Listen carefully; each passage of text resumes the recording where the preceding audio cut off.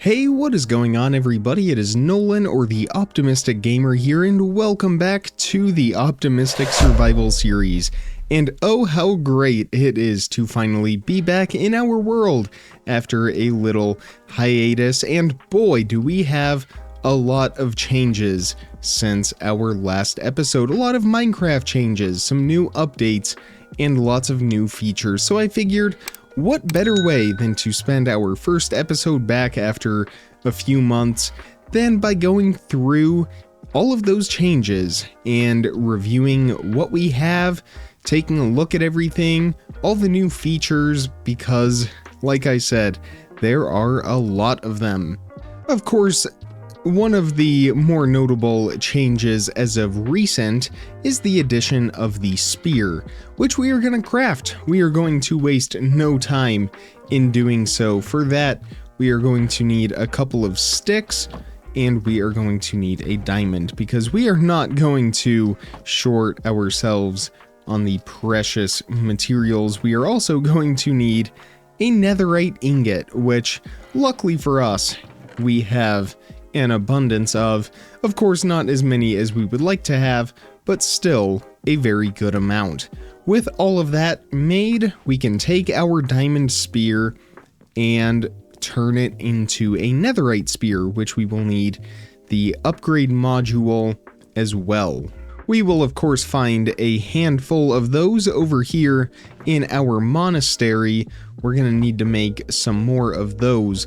But with that netherite upgrade and our diamond spear, I don't believe we have a smithing template in here, or a smithing table, I should say. But I believe we do have one right up here next to our enchanting area, which segues us into our next step with our spear, which is getting some enchantments put onto it. Sharpness 4, that is not bad right away. But of course, if we want the ultimate enchantment setup on this, and I believe there are 7 different enchantments we can put onto our spear, we are going to have to take a different route. For that though, I think we will just disenchant it later on.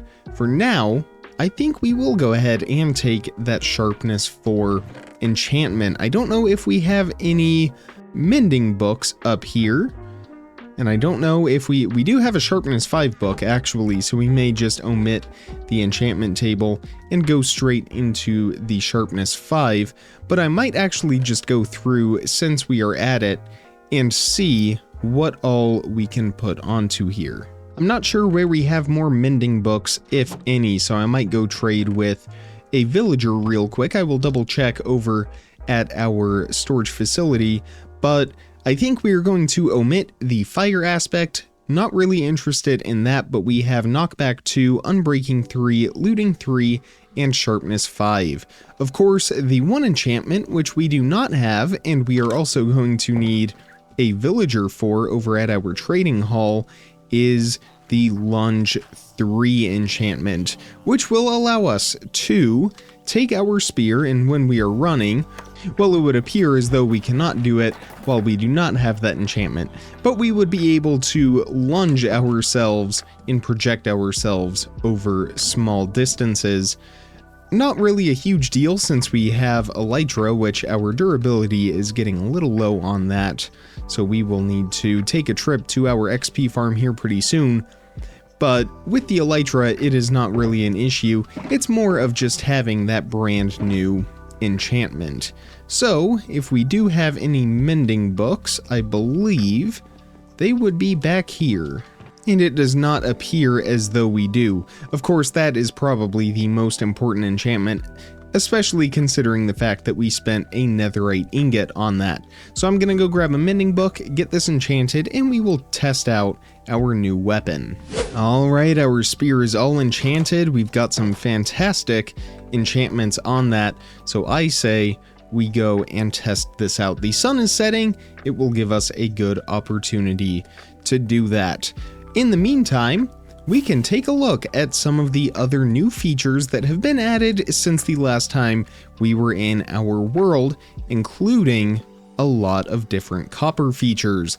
lightning rods, now weather. We also have copper chains, copper torches, copper lanterns, copper golems, of course, which we will dedicate an entire episode to play around with them. We also have shelves, we have new Nautilus mobs, all kinds of new features, and we are just scratching the surface. That sun is just about down. I'm excited to test out our new spear. And while we wait just a little bit longer for that, let's make some new shelves. Let's go for some spruce. Now, I've not actually seen the recipe for this just yet, but I'm assuming it will involve slabs and, well, possibly stairs. Still not in there, so why don't we take a look at this and see if we can find shelf anywhere. Not in there. And it is actually going to be stripped logs that we are going to use. So we will return all of those spruce items back to the chest. And we don't have very many spruce logs, so we will go with oak. And we already have one stripped log. And there we go, new recipe unlocked. We can now make our new shelves. And I already have a handful of ideas as to how we will use these shelves not just for furniture, but also for decorating. Before we get to that though, let's go out into the dark and start fighting some mobs with our new spear.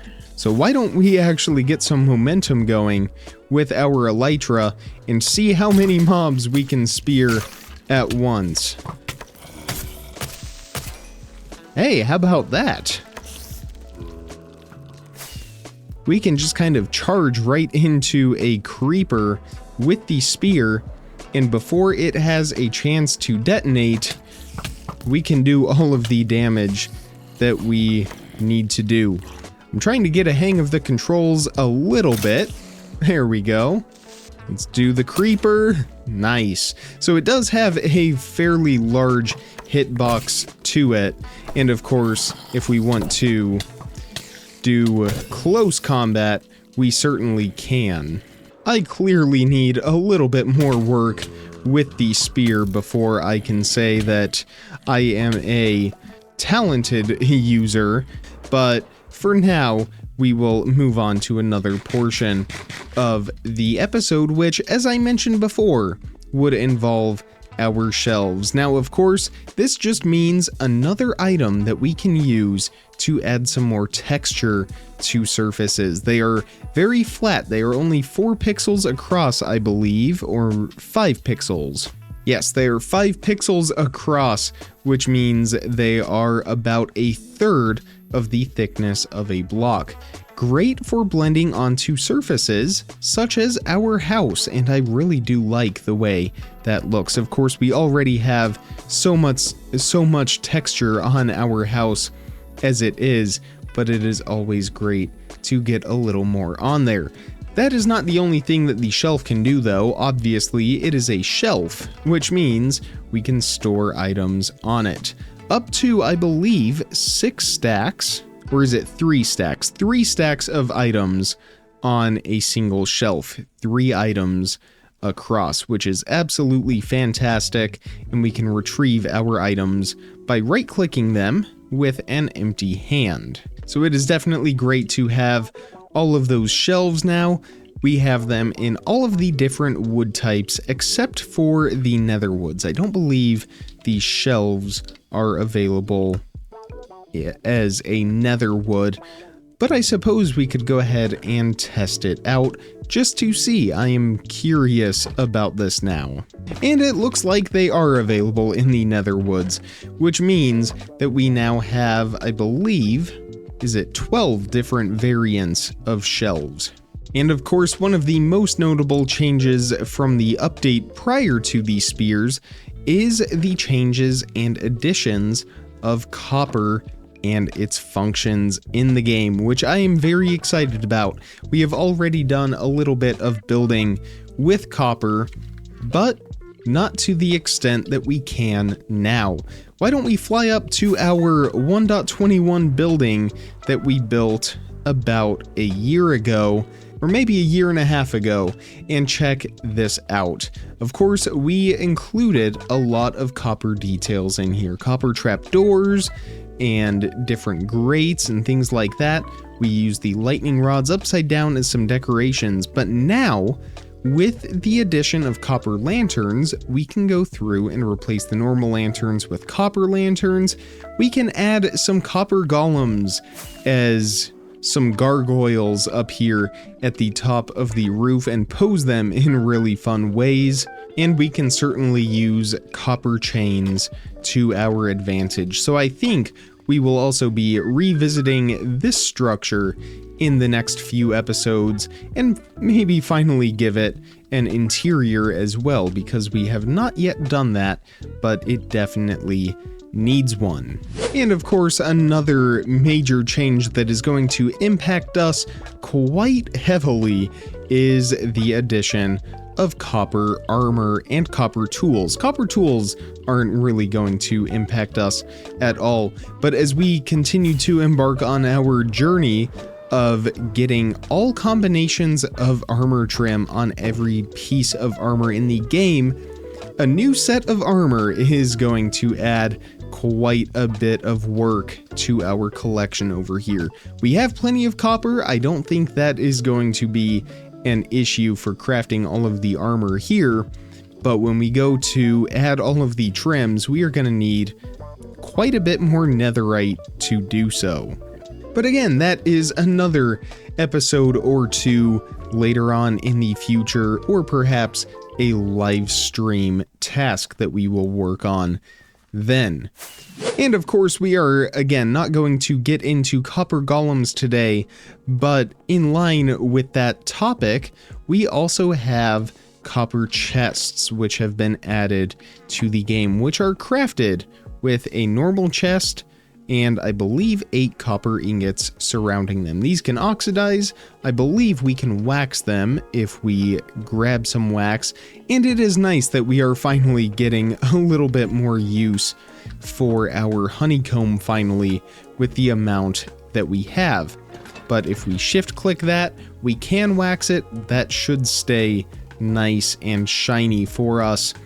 The neat thing about the copper chests, which of course we will dive into more later on, is when we put items in here, our copper golems will come, grab them out, and sort them into these chests, which is great because we can populate our storage room with copper golems, put a bunch of copper chests up here in the front, or even by each section, and we can just load up the copper chests with all of our items when we return home from long, strenuous adventures or anything like that. That pretty much covers everything from the Copper Age update. Now we get into the Mounts of Mayhem update, which is the most recent one, the one that added the spear to the game, and the Nautilus mob as well. So for that, we are going to fly out to the ocean and have a look at some of these new creatures. We may need to fly over to our warm ocean to find them, but we will see if they spawn naturally in the regular ocean. And actually we can find them in all different ocean biomes, but before we actually go searching for them, we are going to, and I think we actually have one in our ender chest somewhere, we are going to pull out a saddle. Maybe we don't. And in addition to a saddle, we will bring with us a pufferfish. Some of you may know why. If you don't know yet, you will see in just a moment. But first, we need to find a Nautilus. While we continue our search for one though, it is a great time to also talk about the Zombie Nautilus, which is a variant of the Nautilus ridden by a drowned that has a trident. If we come across a Zombie Nautilus, it is not hostile towards us if there is no drowned on it, but if there is one, that could get a little dangerous for us. The normal Nautilus can be bred with pufferfish. The Zombie Nautilus cannot, though. And there we go. There is a Nautilus. I knew we would find one eventually. If we want to swim around in a warm ocean like this, these creatures are a great guardian for us, as they will occasionally attack pufferfish in the area using their charge attack. Or a dash attack, I should say. So what is so great about taming a Nautilus with a pufferfish? Uh-oh. Alright, well, we're gonna need more than one pufferfish, I guess.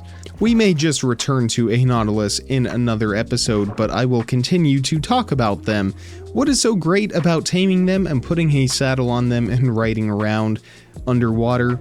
Well, it is essentially a submarine for us now, about the speed of a boat, maybe a little bit slower, but when we are on a Nautilus, we get the status effect Breath of the Nautilus, which essentially gives us water breathing, which means we can be underwater riding a Nautilus around the ocean. When we get off the Nautilus, we can leave it in the water and they will roam with a block restriction of about 16 blocks, and if they are tamed without a saddle, it will be about 32 blocks. In addition to horse armor and wolf armor, we also have Nautilus armor now, which means we can protect our Nautilus friends if we decide to do so.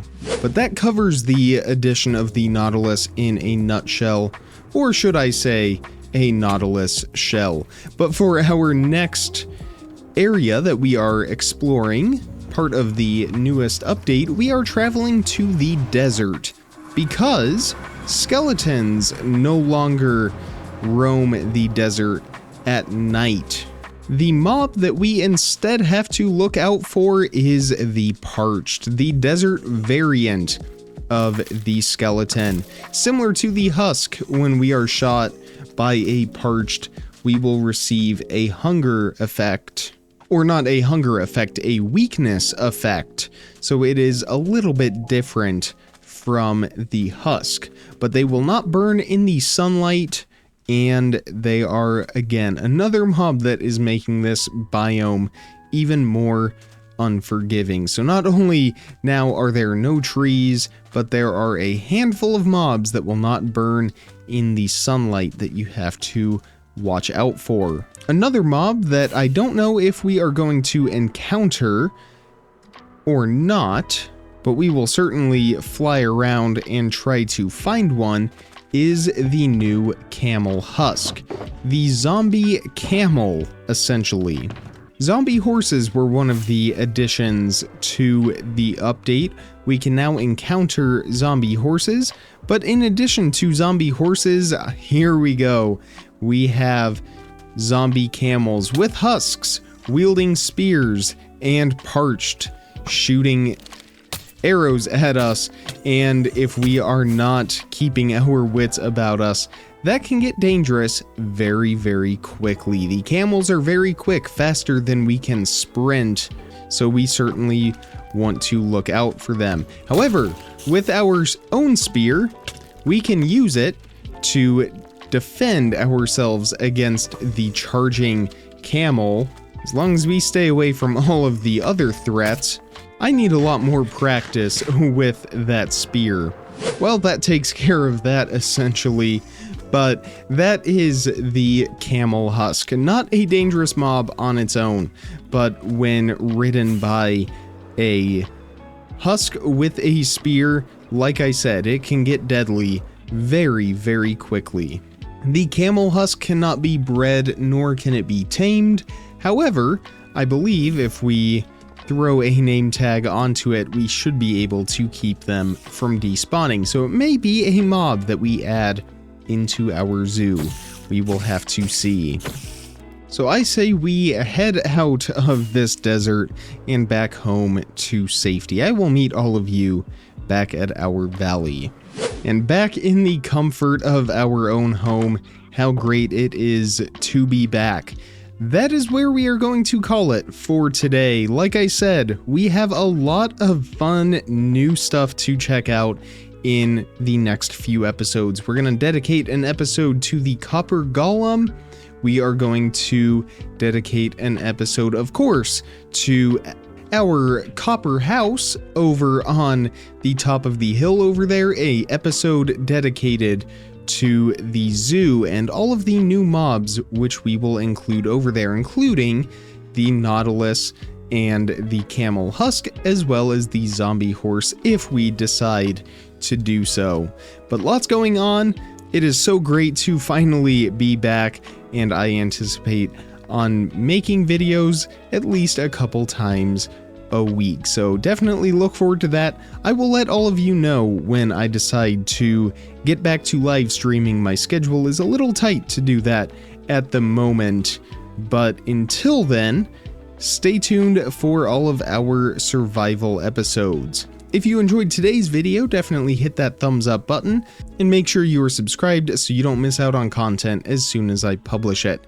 If you want to take your support to the next level, consider becoming a channel member. All of the perks and details of that are listed down in the description as well. But with all of that being said, comment, like, subscribe, remember to stay optimistic, and I will see all of you in the next video. Thank you so much for watching, everybody. Bye!